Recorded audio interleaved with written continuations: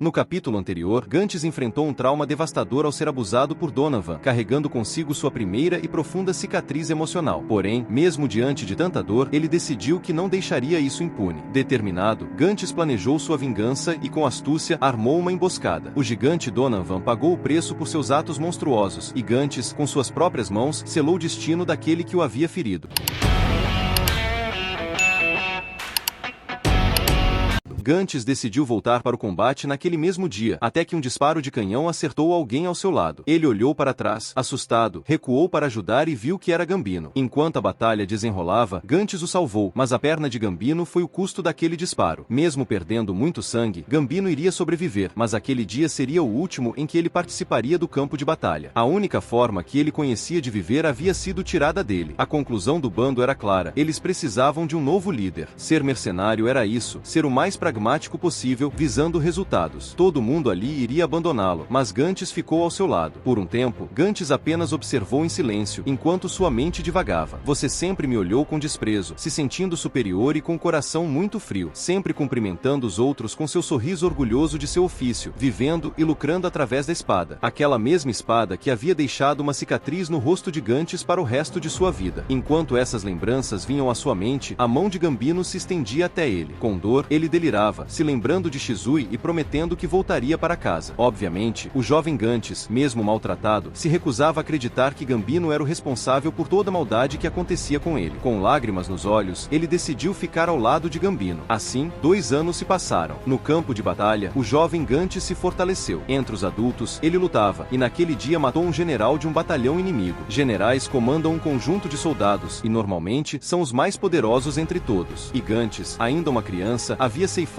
a vida de um. Após a batalha, ele pegou sua recompensa e correu para contar a Gambino, que brincava com o cachorro. Gantz relatou sua façanha na batalha e disse que aquela recompensa era para Gambino. Ele poderia ter mulheres e bebidas por um bom tempo. Porém, sua figura paterna ignorou suas palavras e perguntou: "E a carne para o cachorro? Cadê?" Gantz ficou confuso ao notar que Gambino não dava a mínima para sua conquista. Aquela confusão irritou Gambino, que acertou Gantz em cheio com sua muleta. Todos os mercenários ao redor olharam em silêncio, pois ninguém tinha coragem de intervir. Gantz limpou o sangue e disse que já iria pegar a carne. Gambino voltou a descansar. Quando o cachorro se aproximou dele, Gambino chutou. Ele não havia exigido a carne do cão por se importar com o animal. A sensação ali era de inveja e fúria, como se Gantz estivesse roubando algo que era seu por direito. Um dos mercenários comentou: "Gambino está tendo uma baita vida agora. Tudo o que ele precisa vem até ele graças à criança." Porém, o líder, agora incapacitado de participar dos campos de batalha, não gostou dessas palavras. Seus homens ousaram zombar dele. Com medo, os mercenários disseram que estavam apenas brincando, mas Gambino saiu furioso. A cena cortava para momentos depois, na tenda. Gantz descontava sua fúria, pensando que tudo que fazia nunca era bom o suficiente. Eventualmente, ele se acalmava, sentava-se e sabia que sua dor iria passar. Afinal, sempre passava de uma forma ou de outra. Naquela noite, com a chegada de uma forte chuva, ele refletiu sobre tudo o que estava acontecendo e decidiu que precisava se acalmar. Amanhã seria um novo dia. Lá, ele lutaria e ganharia muito dinheiro, como sempre. Até que um forte trovão foi ouvido e, junto dele, alguém entrou na sua tenda. Era Gambino, com sua espada na mão. Sem quaisquer palavras prévias, ele decidiu atacar. Gantz, mesmo sendo uma criança, já era um soldado forte. Ele conseguiu se esquivar, mesmo estando deitado, e perguntou o que estava acontecendo ali. Por acaso Gambino está bêbado? Sua figura paterna sorriu e disse: "Você foi estúpido demais. Tudo o que acontece comigo é culpa sua." Quando ele foi pego ainda bebê, Gambino jurava que a criança morreria rapidamente. Um bebê respirando com dificuldades obviamente não iria resistir. Porém, isso não aconteceu. Quem morreu, eventualmente, foi Shizui. Depois, ele mesmo perdeu sua perna e, consequentemente, sua carreira como mercenário. Com toda certeza, era culpa de Gantz. "Você é o filho do mal, um amaldiçoado que só traz azar", disse Gambino, sorrindo. "Você deveria ter morrido há 11 anos, debaixo do corpo morto da sua mãe." Gantz ficou desestabilizado com aquelas palavras. Novamente, ele foi atacado, mas conseguiu escapar dos golpes e pegar sua espada para se defender. Quando foi acertado, tropeçou e caiu no chão. Gambino continuou desabafando. "Lembra daquela noite em que você foi para sua primeira batalha? Saiba que Donovan comprou você por 3 moedas de prata. E quem vendeu fui eu." Gantz tentou negar. "Isso não pode ser verdade. Por que você faria isso? Não faz sentido." Mas Gambino explicou: "Porque eu sempre te achei repugnante. Foi você quem matou Shizui, e ainda ficava correndo atrás de mim como um cachorrinho." Os olhos gigantes Gantes se encheram de lágrimas. Por que estava acontecendo tanta coisa ruim com ele? Qual era sua culpa naquela história? Num reflexo, quando foi atacado novamente, Gantes posicionou a espada no pescoço de Gambino. As últimas palavras de Gambino foram: Shizui morreu por sua causa. O corpo desfalecido de Gambino caiu sobre Gantes. A lamparina foi derrubada e começou a incendiar a barraca. Sem reação, Gantes ficou observando sua última ligação familiar indo para o outro mundo. Ele de fato não queria que aquilo tivesse acontecido. Lá fora, os mercenários notaram que a tenda de Gantes estava pegando fogo. Quando abriram para ver se estava tudo bem, viram Gantes com a espada na mão e o corpo de Gambino ao lado. Obviamente, o destino seria cruel com aquela criança novamente. Sem exigir explicações, os mercenários decidiram atacá-lo. Gantes escapou e eles concluíram: a criança matou seu próprio pai. Não deveríamos ter pego esse amaldiçoado há 11 anos. Ele só traz má sorte. Naquela noite chuvosa, Gantes foi caçado, atacado por seus próprios companheiros de outrora. Ao chegar em um penhasco, ele parou. Uma flecha acertou suas costas e ele caiu no precipício. Mesmo lá embaixo, desmaiado e ferido, Gantes mostrava ao destino que, se este fosse duro com ele, ele seria duro de volta. Aos poucos, a tempestade foi passando, restando apenas um céu estrelado e uma lua cheia observando. Gantes sabia que não podia ficar ali. Poderia ser perigoso. Ele tirou forças de onde não tinha e voltou a caminhar com sua melhor amiga, a espada, em sua mão. A mente do pequeno Gantes divagava. Está tão frio. Provavelmente perdi muito sangue enquanto estava inconsciente. 2 costelas quebradas, uma flecha atravessou meu corpo.